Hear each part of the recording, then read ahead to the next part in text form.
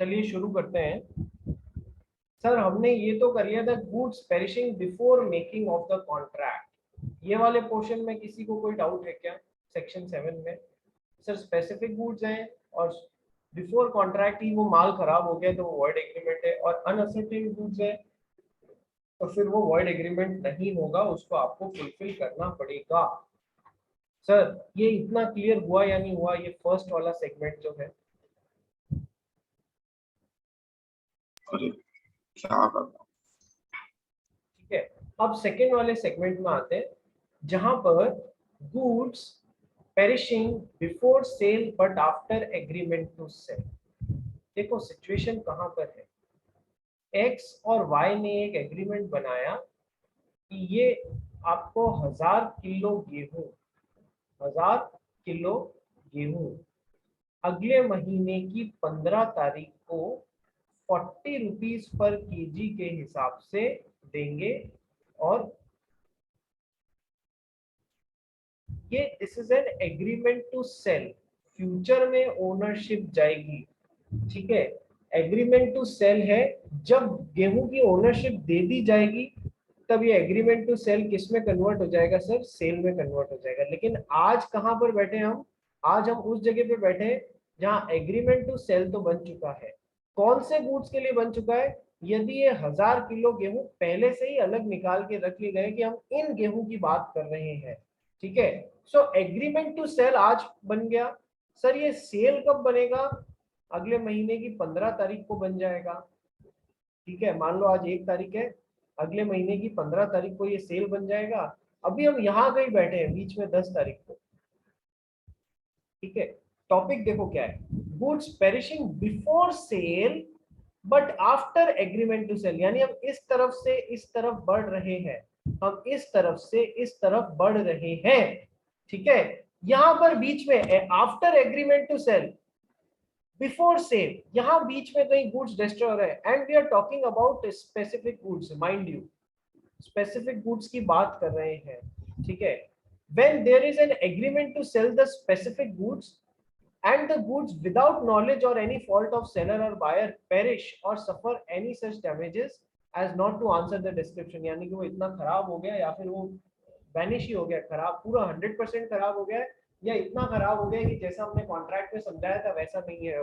ठीक है, ठीक है, ये कब हो रहा है सर? ये तब हो रहा है in the agreement before the risk passes to the buyer, before the risk passes to the buyer. Sir agreement to sell हुआ है, अभी तक ये सेल में कन्वर्ट नहीं हुआ है, यानी कि अभी तक सेलर ही इसका ओनर है इन 1000 किलो गेहूं का, क्योंकि ओनरशिप बायर को नहीं दी गई है, अभी तक सेलर ओनर है।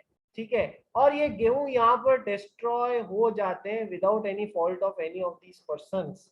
ठीक है, तो फिर अब हम इन 1000 किलो स्पेसिफिक गुड्स की बात कर रहे थे सर।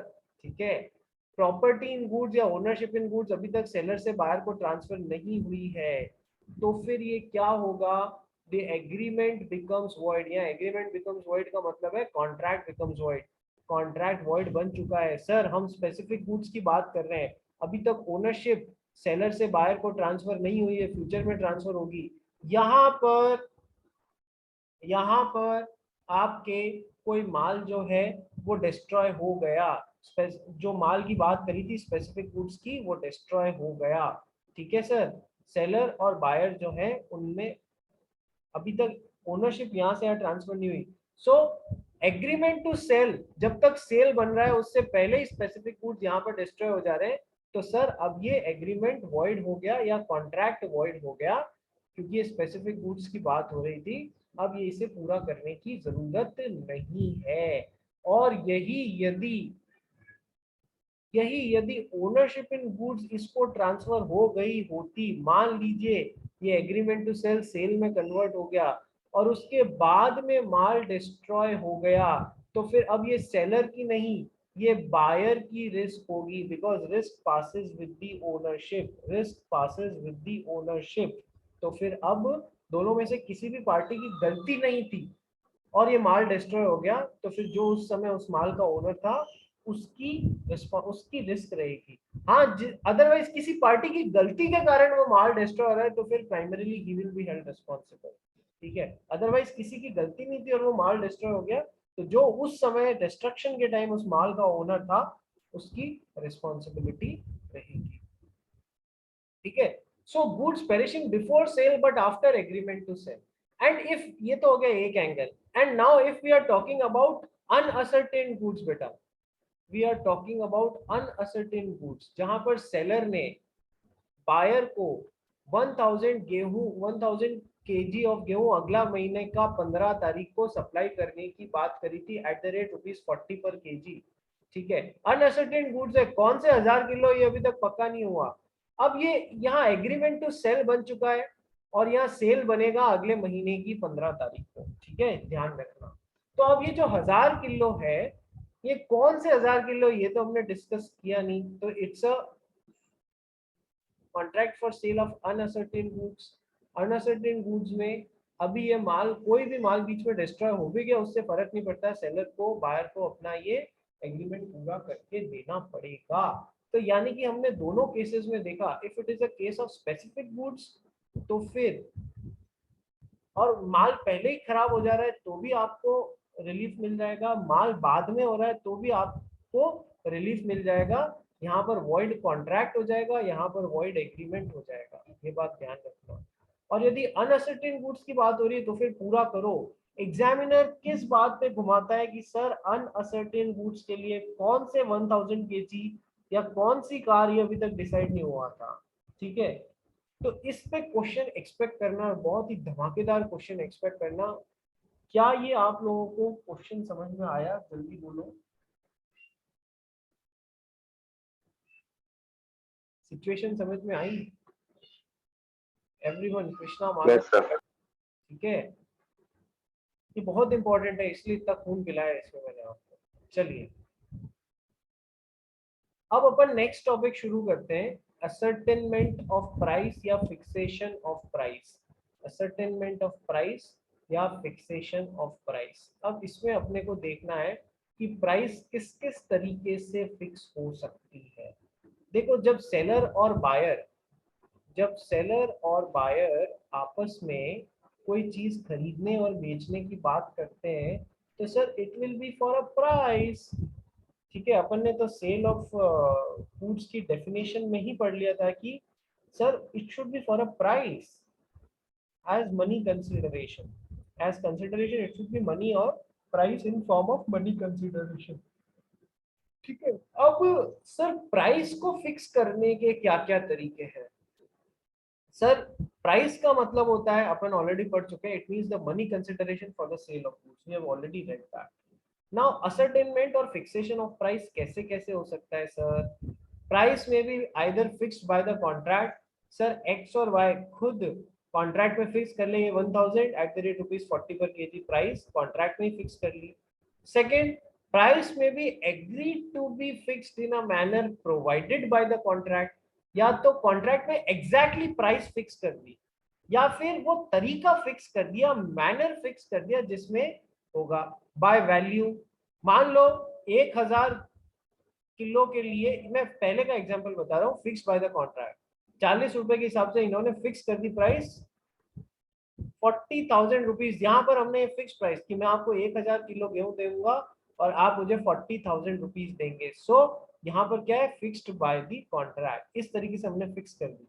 सेकंड क्या है, उस तरीके से फिक्स करेंगे जैसे कॉन्ट्रैक्ट में हो, जैसे कि सर मैं आपको मार्च महीने में गेहूं सप्लाई करूंगा 1000 केजी और उस समय मार्केट में जो भी प्राइस होगी उसमें मैं 10% अपना प्रॉफिट जोड़ूंगा और फिर आपको सप्लाई करूंगा।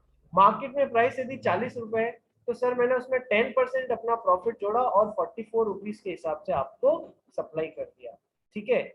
मार्केट प्राइस, प्राइस, अच्छा सर वैल्यू ये है, सर उस समय 40 रुपीज की वैल्यू होगी तो आपने 1000 के हिसाब से आप 40,000 रुपीज मेरे को पे कर देगा। उस समय 50 की वैल्यू होगी तो आप 50 पे कीजिएगा, तो उस समय जो भी वैल्यू है उस समय के हिसाब से मार्केट प्राइस जो भी है उस हिसाब से, उस, या फिर मैं अपना 10% प्रॉफिट जोड़ूंगा उस हिसाब से, या फिर price fixation bye third party. X ने वाई को एक कार बेचने का वादा किया, दोनों वैल्यूएशन पे नहीं आ पा रहे थे कि किस प्राइस में खरीदे और बेचे, तो उन्होंने क्या कहा, let's take the services of a car expert, वो जो भी वैल्यू फिक्स करेगा, वो थर्ड पार्टी इस कॉन्ट्रैक्ट के लिए वो जो भी वैल्यू फिक्स करेगा उस प्राइस पे आपका और मेरा कॉन्ट्रैक्ट रहेगा, ठीक है sir. So price fixation bye third party भी एक तरीका हो सकता है कि कॉन्ट्रैक्ट में प्राइस डिसाइड करने का। तीसरा, determined by the course of dealings between the parties, example manufacturing cost, market price, sir मेरी मैन्युफैक्चरिंग कॉस्ट इतनी है, उसमें मेरा 10% का प्रॉफिट जोड़ा जाएगा, या मेरी उस समय जो भी मार्केट प्राइस होगी उसके हिसाब से हम आपसे डीलिंग करेंगे। सर प्राइस किस किस तरीके से फिक्स हो सकती है, फिक्स्ड बाय द कॉन्ट्रैक्ट, या फिर determined by the course of dealings between the parties, पिछली डीलिंग्स को देख के भी प्राइस फिक्सेशन किया जा सकता है। तीसरा, agreed to be fixed in a manner provided by the contract, like by value, by market price, price fixation by third party, ये सब तरीके हैं प्राइस को फिक्स करने के, ठीक है।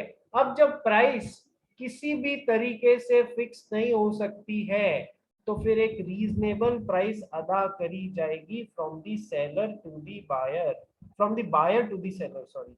When a price cannot be fixed in any of the ways mentioned by section 9(1), yani ascertainment of price, then the buyer is bound to pay a reasonable price to the seller. Then the buyer is bound to pay a reasonable price to the seller. जब price किसी भी तरीके से fix नहीं हो पा रही है तो फिर बायर जो है वो सेलर को एक रीजनेबल प्राइस पे करेगा, ठीक है। अब रीजनेबल क्या है आप सभी जानते हैं, it's a question of fact and depends from circumstance to circumstance in each particular case. Reasonable word का कोई फिक्स्ड मीनिंग नहीं है, हर केस के हिसाब से वर्ड रीजनेबल को तय किया जाएगा। A buyer who has received and appropriated the goods must pay a reasonable price for them in any eventuality. ये पॉइंट बहुत इंपॉर्टेंट है। एक ऐसा बायर जिसने गुड्स को रिसीव कर लिया और उन्हें अपने काम में लगा भी दिया अपने पर्पसेस के लिए, he must pay a reasonable price for them in any eventuality. Sir देखो एक क्वेश्चन लेता हूँ जो एग्जाम में आया हुआ है। मिस्टर ए के पास में, हमारे जिग्नेश के पास में दो कार्स थी, car number 1 and car number 2। Krishna वो दोनों कार्स इससे खरीदना चाहता था, कृष्णा वो दोनों कार्स इससे खरीदना चाहता था। प्राइसिंग को लेके दोनों में हुआ, या किस प्राइस पे खरीदे और बेचे, तो दोनों ने कहा let's take the services of Om who is a car valuer, जो कार की वैल्यूएशन करता है, ये वैल्यूअर एक्सपर्ट है, इसकी सर्विसेज लेते हैं, ठीक है। तो ओम ने समय दिया, अगले महीने की 15 तारीख को आऊंगा और कार का वैल्यूएशन करूंगा और बता दूंगा, ठीक है सर। कृष्णा ने कहा जिग्नेश को, देख जिग्नेश यार कार तो मेरे को खरीदनी है, वैल्यूएशन करने वाला आएगा और दे देगा, तो एक काम कर तू मेरे को कार दे दे एक, तो मेरा काम भी नहीं अटके, जो भी वैल्यू बोलेगा वो तो तेरे को मिलने ही वाली है। तो जिग्नेश ने भी कहा ठीक है चल, तू भी क्या याद रखेगा, ले जा एक कार मैं तेरे को बाद में दूंगा, मेरे भी काम आती रहेगी, एक तू अभी ले जा। यानी कि ऐसा करने से ये कार जो है ये अप्रोप्रिएट हो गई, अप्रोप्रिएशन ऑफ गुड्स हो गया। What is appropriation of goods? Appropriation of goods is when the goods is selected by seller and accepted by buyer, or when the goods is selected by buyer and accepted by seller, selected by buyer and accepted by seller। यानी कि कहने का मतलब है दोनों parties की हाँ हो गई है कि हाँ ये वाला गुड्स जो है ये कॉन्ट्रैक्ट के पर्पसेस के लिए हम लोग दे रहे हैं, ठीक है। और कृष्णा ने उसे अपने पर्पसेस के लिए काम लेना भी चालू कर दिया है, तो ये हो गया अप्रोप्रिएशन ऑफ गुड्स। ये कहते हैं असर्टेनमेंट प्लस अप्रोप्रिएशन हो गया। Ascertainment can be done either by the seller with the consent of buyer और by the buyer with the consent of seller. Ascertainment के बाद में कृष्णा ने उन गुड्स को अपने पर्पसेस के लिए काम में लेना भी चालू कर दिया, ये भी हो गया असर्टेनमेंट प्लस अप्रोप्रिएशन, दोनों हो गया। अब भाई साहब जिग्नेश आए 15 तारीख को, जिग्नेश नहीं सॉरी ओम आया 15 तारीख को, ओम ने इन कार को वैल्यूएशन करने से मना कर दिया, बोला यार ये मेरे बस का रोल नहीं है, मैं नहीं कर सकता, ठीक है। या फिर वैल्यूअर आया ही नहीं 15 तारीख को, कुछ भी बात हो गई जिसके कारण वैल्यूएशन नहीं हो सका, तो अब एग्जाम में आपसे एग्जामिनर क्वेश्चन पूछेगा, कृष्णा कह रहा है कि तू मुझे दूसरी कार भी दे दे, मैं पेमेंट कर दूंगा। जिग्नेश ने कहा नहीं, तू मुझे पहली कार लौटा दे क्योंकि इसका वैल्यूएशन हुआ ही नहीं है। तो अब इसमें कार नंबर 1 और कार नंबर 2 के लिए क्या होगा आपको बताना है। क्या मेरा क्वेश्चन समझ में आया कि दोनों कृष्णा के पास में जाएगी, दोनों जिग्नेश के पास में रहेगी, या एक कृष्णा के पास में जाएगी एक जिग्नेश के पास में रहेगी, क्या प्राइस पेमेंट किया जाएगा? क्या मेरा क्वेश्चन समझ आया आपको? सिचुएशन समझ आई? सिया, हाँ सर। सिया, हाँ सर। ठीक है। ओम समझ में आया? सिचुएशन समझ में आ गई? हाँ सर। ठीक है, तो अब इसमें आप लोग का आंसर क्या होगा मुझे बताइए।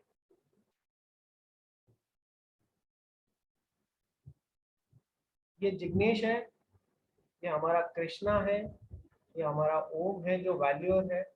ठीक है, इसने वैल्यूएशन करने से मना कर दिया, किसी पार्टी ने नहीं रोका इसको, बट इसने खुद ने वैल्यूएशन करने से मना कर दिया कि नहीं, ये ऐसी कार्स का मैं वैल्यूएशन नहीं करता हूँ। ये कार नंबर 1 कृष्णा के पास में जा चुकी है, यहाँ आ गई है, यहाँ से हटके। कार नंबर 2 आज भी यही है। तो कार नंबर 1 के लिए सर अप्रोप्रिएशन ऑफ गुड्स भी हो चुका है, ascertainment and appropriation of goods हो चुका है। कार नंबर 2 के लिए असर्टेनमेंट और अप्रोप्रिएशन नहीं हुआ है। जिग्नेश कहता है कृष्णा को, तो कार नंबर 1 भी मेरे को वापस दे दे, जब उसने वैल्यूएशन ही नहीं किया तो मैं तेरे को क्यों बेचूं।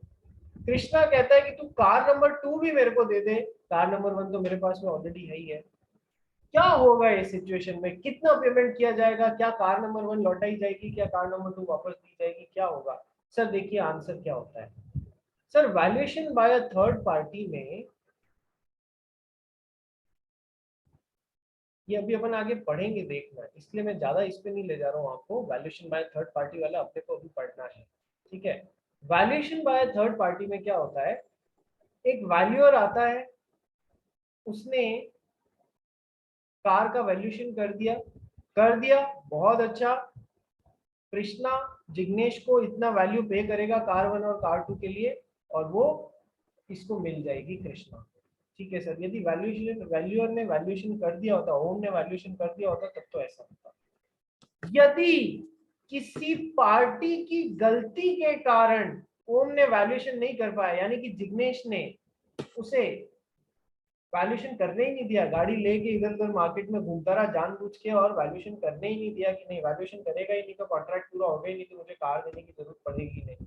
यदि किसी पार्टी की गलती के कारण वैल्यूएशन नहीं हुआ, तो ये पार्टी इस वाली पार्टी को डैमेजेस देगी। अभी हम पढ़ेंगे भी इसमें क्या होता है वैल्यूएशन बाय थर्ड पार्टी में।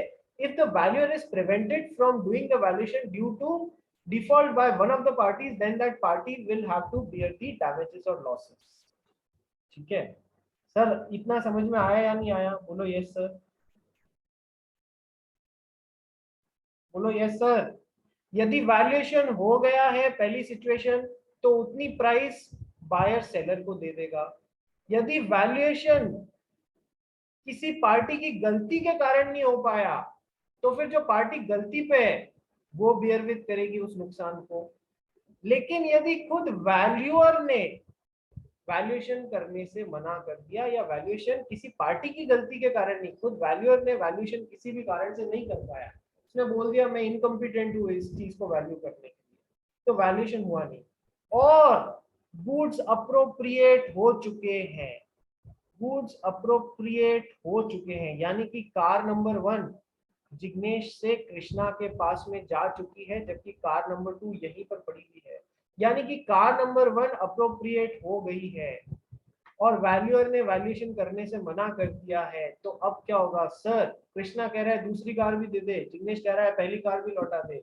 सर इसमें दो आंसर बनेंगे। पहला आंसर तो ये होगा विद रिस्पेक्ट टू कार्स, कि सर कार नंबर 1 चूंकि अप्रोप्रिएट हो चुकी है और वैल्यूअर ने वैल्यूएशन करने से मना कर दिया है, तो अब कार तो कृष्णा के पास में रहेगी क्योंकि ये अप्रोप्रिएट हो चुकी है, लेकिन कृष्णा को जिग्नेश को इसके लिए एक रीजनेबल प्राइस पे करनी पड़ेगी। और रीजनेबल प्राइस, कितनी प्राइस पे करनी पड़ेगी, ये केस टू केस बेसिस पे डिपेंड करता है, आपको उसके अंदर घुसने की जरूरत नहीं है। आपको एक रीजनेबल प्राइस पे करनी पड़ेगी। बोलो कार नंबर 1 का आंसर समझ में आ गया।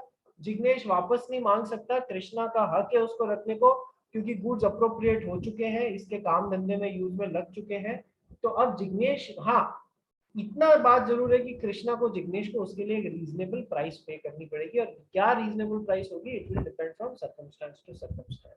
सर कार नंबर 1 का क्या होगा, बोलो सर, समझ में आया? Yes sir. कार नंबर 2, क्या ये कार अप्रोप्रिएट हुई थी? नहीं सर, ये कार अभी तक अप्रोप्रिएट नहीं हुई थी, जिग्नेश कृष्णा के पास में नहीं गई थी, उसके काम धंधे में नहीं लगी थी। तो car number 2, since it has not been appropriated, ये इसका अप्रोप्रिएशन नहीं हुआ, वैल्यूएशन तो खैर हुआ ही नहीं था, तो कृष्णा इस कार को मांगने का हकदार नहीं है, ये जिग्नेश के पास में ही रहेगी। ठीक है, अपन क्या पढ़ रहे हैं, अपन ने पढ़ा कि sir a buyer who has received and appropriated the goods must pay a reasonable price for them under any eventuality। लेकिन उसने गुड्स रिसीव ही नहीं किया और अप्रोप्रिएट हुए नहीं उसके पर्पसेस के लिए, तो फिर सर वैल्यूएशन नहीं हुआ तो हमको करवाना भी नहीं है, ये कार हम हमारे पास ही रख लेंगे। लेकिन हमने तुमको दे दी और उसका वैल्यूएशन नहीं हुआ, तो हमारे को उसका एक रीजनेबल प्राइस मिलना चाहिए। इतनी सी बात समझ में आई रहे तुम लोग को? बोलो yes sir.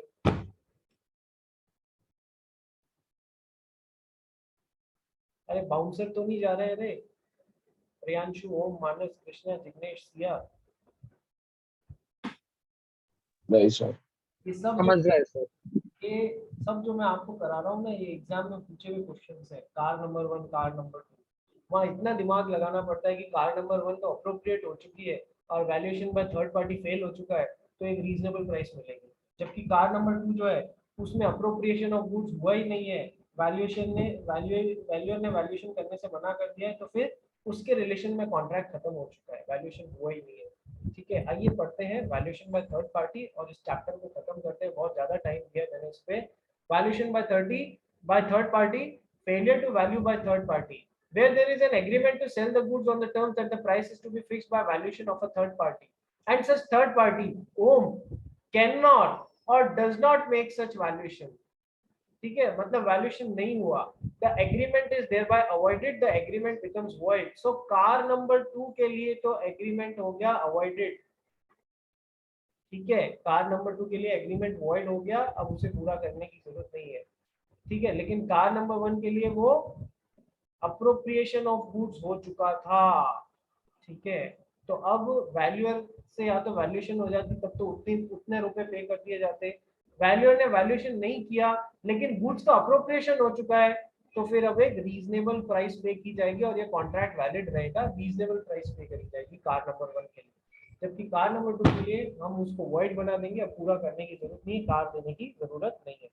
However, when the buyer has received and appropriated the goods, he is bound to pay a reasonable price for them। car number 1 case।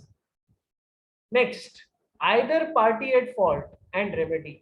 Sir जब वैल्यूएशन थर्ड पार्टी इसलिए नहीं कर पा रही है क्योंकि किसी भी पार्टी ने, चाहे सेलर ने चाहे बायर ने, उसको वैल्यूएशन करने से रोक दिया, मतलब गलत हरकतें की है, उस केस में क्या, आइदर पार्टी एट फॉल्ट, और उसकी रेमेडी क्या है, where the third party is prevented from making a valuation by default of seller or buyer, then the party not at fault may sue the party at fault for damages।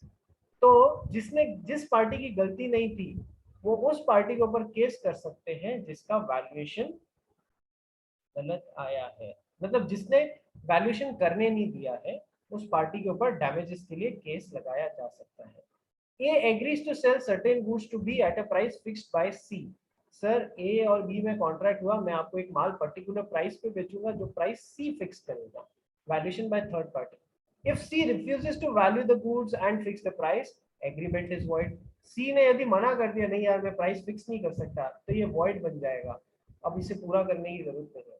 But if however C is willing to value the goods, ये value करना चाह रहा है, but उसे prevent कर दिया either seller ने या बायर ने, तो जिस भी पार्टी ने बेवकूफी से उसको रोका है ना, वो पार्टी से अपोजिट पार्टी डैमेजेस डिमांड कर सकती है।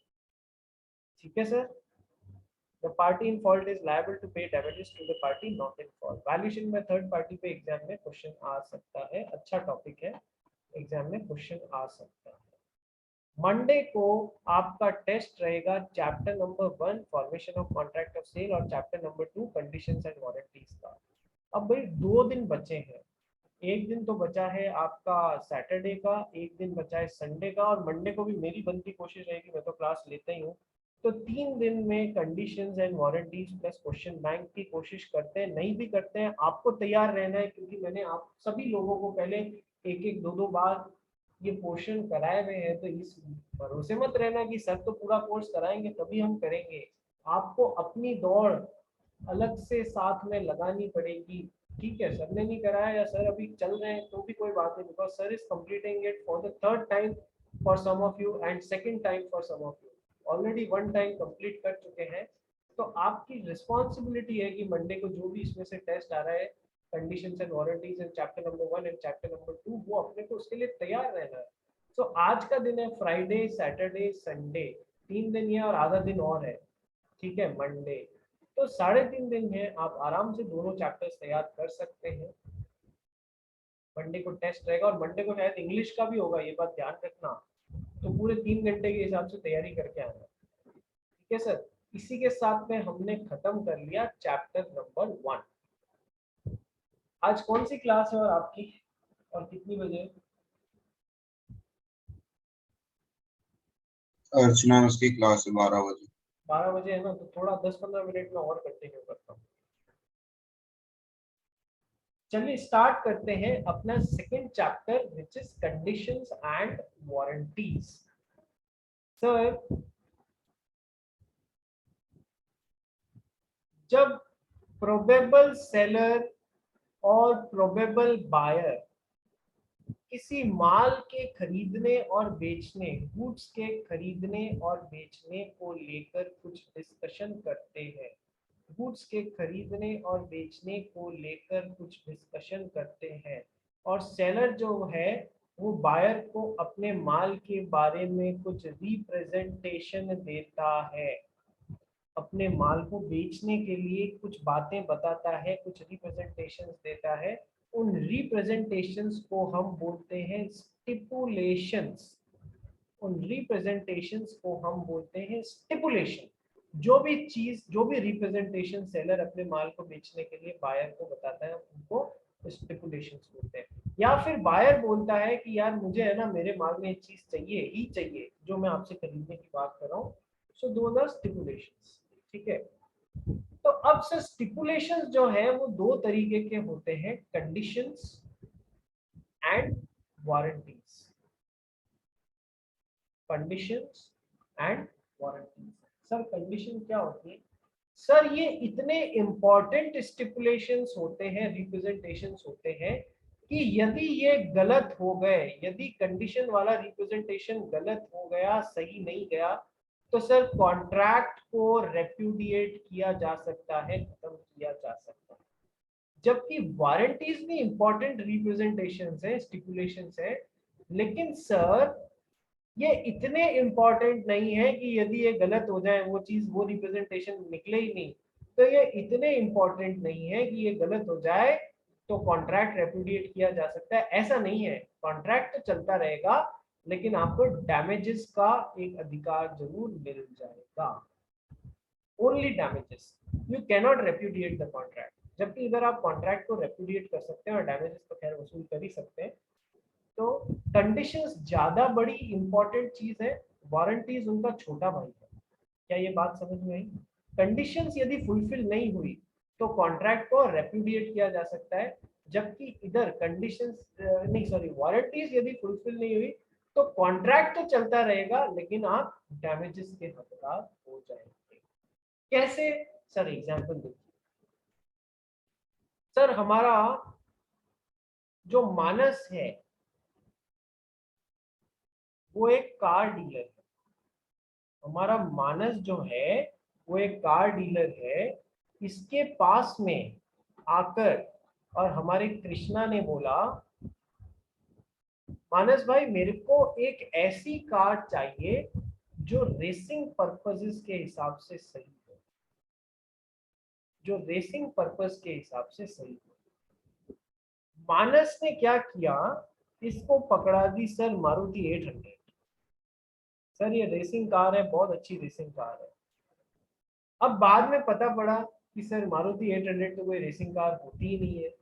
तो फिर सर यहाँ पर ये इतनी इंपॉर्टेंट बात थी इस कॉन्ट्रैक्ट बनाने के लिए, मुझे तो रेसिंग कार ही चाहिए, कि ये इतनी इंपॉर्टेंट बात थी कि ये स्टिपुलेशन यदि फुलफिल नहीं हुआ तो कृष्णा इस कॉन्ट्रैक्ट को रेप्यूडिएट कर सकता है, कार वापस पकड़ा सकता है, अपने पैसे वापस ले सकता है। ये बिल्कुल होगा, ध्यान रखिएगा। ठीक है सर, ये तो कोई कंडीशन। अब मान लीजिए यही अपना मानस, ये अपना कृष्णा। कृष्णा मानस के पास में गया कि सर मुझे एक ऐसी कार चाहिए जो सिटी की भीड़ भाड़ में बड़ी आराम से चल सके। तो मानस ने क्या किया, इसको बोला ये लो सर मारुति 800 या अल्टो 800, इससे बढ़िया कोई कार है ही नहीं सिटी पर्पसेस के लिए, चलाते रहो, छोटी सी कार है। ठीक है, तो सर इधर ये तो हो गई एक बात। अभी मानस ने एक चीज और रिप्रेजेंट कर दी कि सर ये कार जो है ना, ये 30 किलोमीटर पर लीटर का माइलेज भी देती है। तो अब दो स्टिपुलेशंस हो गए कि सर सिटी कार क्या है, ये लो अल्टो 800, और ये दूसरा स्टिपुलेशन क्या हो गया कि ये 30 किलोमीटर पर लीटर का माइलेज देती है। सर कॉन्ट्रैक्ट के लिए कृष्णा ने क्या बोला था, कृष्णा ने ये बोला था कि सर मुझे है ना सिटी पर्पसेस के लिए कार चाहिए। ठीक है, तो सर ये तो हो गई कंडीशन, सिटी पर्पसेस के लिए जो कार चाहिए। और जब मानस ने अपने आप रिप्रेजेंट कर दिया ना, अच्छा 30 किलोमीटर का भी माइलेज देती है, कृष्णा ने कहा अच्छा ये तो बहुत अच्छी बात है। तो ये कॉन्ट्रैक्ट के लिए इंपॉर्टेंट तो है, क्योंकि इस बेसिस पे भी इसने कार खरीदी है। अच्छा 30 किलोमीटर का माइलेज देती है, बहुत अच्छी बात है। लेकिन सर ये कॉन्ट्रैक्ट के लिए स्टिपुलेशन इतना इंपॉर्टेंट नहीं है, क्योंकि मेन स्टिपुलेशन, मेन कंडीशन तो क्या थी, ये वाली थी, मुझे सिटी पर्पसेस के लिए कार चाहिए। तो सर ये हो गई वारंटी, 30 किलोमीटर पर लीटर वाला एस्पेक्ट, ये स्टिपुलेशन क्या हो गया, ये हो गई वारंटी। सर कंडीशन फुलफिल नहीं हुई है ना, तो कॉन्ट्रैक्ट रेप्यूडिएट किया जा सकता है, कार वापस पकड़ो, मेरे को मेरे पैसे वापस दो। जबकि वारंटी स्टिपुलेट हुई है ना, तो कॉन्ट्रैक्ट खत्म नहीं किया जा सकता, हाँ डैमेजेस मांगे जा सकते हैं। 20 किलोमीटर पर लीटर का माइलेज दे रही है ना, तो कॉन्ट्रैक्ट नहीं खत्म कर सकता कृष्णा, क्योंकि इसके लिए मेन कंडीशन क्या था इस कॉन्ट्रैक्ट के लिए कि सर सिटी पर्पसेस के लिए कार है, वो तो फुलफिल हो रही है। ठीक है, तो अब 20 किलोमीटर पर लीटर का ही माइलेज दे रही, तो ज्यादा में ज्यादा कृष्णा क्या कर सकता है, इधर से डैमेजेस मांग सकता है, कॉन्ट्रैक्ट खत्म नहीं कर सकता। सर कंडीशन और वारंटी समझ में आया क्या, जल्दी बोलो, यस और नो।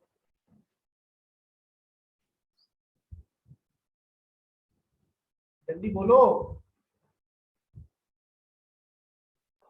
हाँ सर। ठीक है, आप लोग बोलने में बड़े आलसी हो यार। अब देखो, एक कॉन्ट्रैक्ट में एक से ज्यादा भी कंडीशंस हो सकती हैं, तो दोनों कंडीशन फुलफिल होनी जरूरी होती है। ठीक है, यदि कृष्णा मानस से ऐसा बोलता है मुझे ऐसी कार चाहिए जो सिटी पर्पसेस के लिए भी हो और जिसका 30 किलोमीटर पर लीटर का भी माइलेज हो, तो ये दोनों कंडीशन है बाबा, दोनों फुलफिल होनी चाहिए। ठीक है, नेक्स्ट सर, एक कॉन्ट्रैक्ट में जो एक चीज कंडीशन है, वो दूसरे कॉन्ट्रैक्ट में वही चीज वारंटी भी हो सकती है। ये डिपेंड करता है कॉन्ट्रैक्ट में दोनों के बीच में क्या वार्तालाप हुआ है। ठीक है, यहाँ पर कृष्णा ने बोला मुझे ऐसी कार चाहिए जो सिटी पर्पसेस के लिए अच्छी हो, तो मानस ने बोला ये लो अल्टो 800 ले लो, ये सिटी पर्पसेस के लिए अच्छी है और ये 30 किलोमीटर पर लीटर का माइलेज भी देती है। तो सर इस वाले कॉन्ट्रैक्ट में ये तो हो गई कंडीशन, ये हो गई वारंटी। ठीक है, दूसरी सिचुएशन देखो, ये मानस है, ये कृष्णा है। कृष्णा ने मानस को बोला मुझे ऐसी कार चाहिए जो 30 किलोमीटर पर लीटर का माइलेज दे। तो सर इस वाले कॉन्ट्रैक्ट के लिए ये कंडीशन हो गया। तो सर सेम एस्पेक्ट, एक कॉन्ट्रैक्ट में वारंटी हो सकता है, दूसरे कॉन्ट्रैक्ट में कंडीशन हो सकता है। जिधर कंडीशन जैसे है वहां पर कॉन्ट्रैक्ट ब्रेक करने का, ब्रीच करने का, मतलब वो रेप्यूडिएट करने का आपको राइट मिल जाएगा। जहां पर वो वारंटी जैसे है वहां पर वो आप कॉन्ट्रैक्ट तो खत्म नहीं कर सकते हो, हाँ जी, पर आप डैमेजेस जरूर वसूल सकते हो। Conditions and warranties, sir these are representations also known as stipulations. Conditions are so important that if they are not fulfilled then the contract can be repudiated. Warranties are also important stipulations, but they are not so important that if they are not fulfilled, the contract can be repudiated. No, the contract still goes on, but damages जरूर claim किए जा सकते हैं. ठीक है, और example देखते हैं. सर, कृष्णा ने मानस से ऐसी कार मांगी, सर हाईवे पर्पसेस के लिए जो इंपॉर्टेंट है. यदि इसको मानस ने इनोवा कार पकड़ाई, वो हाईवे के लिए बहुत अच्छी है, तब तो कंडीशन फुलफिल हो गई. यदि मानस ने कृष्णा को ऐसी कार पकड़ा दी जो हाईवे, मारुति 800 या अल्टो 800, जो हाईवे के लिए इतनी सुटेबल कार नहीं है, तो फिर यहाँ कंडीशन ब्रीच हो गई, कॉन्ट्रैक्ट रेपुडिएट किया जा सकता है. ठीक है सर. अब एग्जाम में और क्या क्या बातें आ सकती है कि sir, can a condition be converted into a warranty? क्या कंडीशन को वारंटी में कन्वर्ट किया जा सकता है? हाँ सर, किया जा सकता है. कैसे? मानस ने, नहीं सॉरी, कृष्णा ने मानस को बोला, यार मुझे ऐसी कार दे जिसका माइलेज 30 किलोमीटर पर लीटर हो. मानस ने पकड़ा दी इसको अल्टो 800. ठीक है, यदि 30 किलोमीटर पर लीटर दे रही है, सब कुछ सही है, कोई प्रॉब्लम नहीं है, ये तो एक कंडीशन है. यदि ये 20 किलोमीटर पर लीटर दे रही है, कंडीशन ब्रीच हो गई. कंडीशन ब्रीच हो गई, कृष्णा चाहे तो ये कॉन्ट्रैक्ट को रेपुडिएट करके मानस को वापस उसकी गाड़ी पकड़ा सकता है. ठीक है सर. लेकिन कृष्णा को वो कार एक हफ्ते यूज करने के बाद में इतनी पसंद आई कि यार ये गाड़ी बहुत अच्छी है, भले 20 किलोमीटर पर लीटर का माइलेज नहीं भी दे रही है, तो भी मुझे गाड़ी बहुत पसंद आई, या फिर ये गाड़ी मेरे लिए लकी प्रूव हो रही है, इसके आते ही मेरा प्रमोशन हो गया, मेरी तनख्वाह बढ़ गई है, वो कार तो मैं वापस नहीं देना चाहता. तो अब क्या सर, कृष्णा क्या करेगा? मानस के पास में जाएगा, देख भाई 30 किलोमीटर पर लीटर का माइलेज मांगा था, ये कंडीशन थी, तूने कंडीशन फुलफिल नहीं करी, तो कॉन्ट्रैक्ट तो मेरे कहने पे रेपुडिएट हो जाएगा. लेकिन मैं अब कॉन्ट्रैक्ट रेपुडिएट नहीं करना चाहता हूँ, भले ही ये 20 किलोमीटर का माइलेज दे रही है, मैं इसको कॉन्ट्रैक्ट से आगे बढ़ जाऊंगा, लेकिन तुझे मेरे को डैमेजेस तो पे करने पड़ेंगे क्योंकि तूने गलत बात करी है. ठीक है. So Krishna himself is converting this condition into warranty. कि मैं कॉन्ट्रैक्ट तो रेपुडिएट नहीं कर रहा हूँ, मैं डैमेजेस मांग लूंगा. सर ये समझ में आया? इस पे पूरा क्वेश्चन आएगा, और भी बातें हैं कि कहाँ पर कंडीशन को वारंटी में कन्वर्ट किया जा सकता है. When a condition can be treated as a warranty. बात समझ में आई? और भी इसमें बातें आएंगी. अच्छा, इसके बाद में अपन एक टॉपिक पढ़ेंगे, there are certain implied conditions and implied warranties in a contract of sale. एक कॉन्ट्रैक्ट ऑफ सेल जो होता है उसमें इम्प्लाइड कंडीशंस होती हैं और इम्प्लाइड वारंटीज होती हैं, जो सेलर और बायर अपने एग्रीमेंट में नहीं भी लिखे ना, तो भी लॉ डाल देता है कि इनके कॉन्ट्रैक्ट में ये सब कंडीशंस हैं, ये सब वारंटीज है. फॉर एग्जांपल, खाने पीने की कोई चीज है, तो भले ही बायर और सेलर ने ये नहीं बोला कि वो ताजी होनी चाहिए, ह्यूमन कंजम्पशन लायक होनी चाहिए, पर लॉ ने कह दिया है कि इम्प्लाइड कंडीशन है कि वो ह्यूमन कंजम्पशन के लिए फिट होनी चाहिए. सो देयर आर, वो अपने को पढ़नी रहेंगी क्या क्या इम्प्लाइड कंडीशंस है और क्या क्या इम्प्लाइड वारंटीज है, ये अपने को पढ़नी है. ठीक है सर, आज के लिए इतना बहुत है.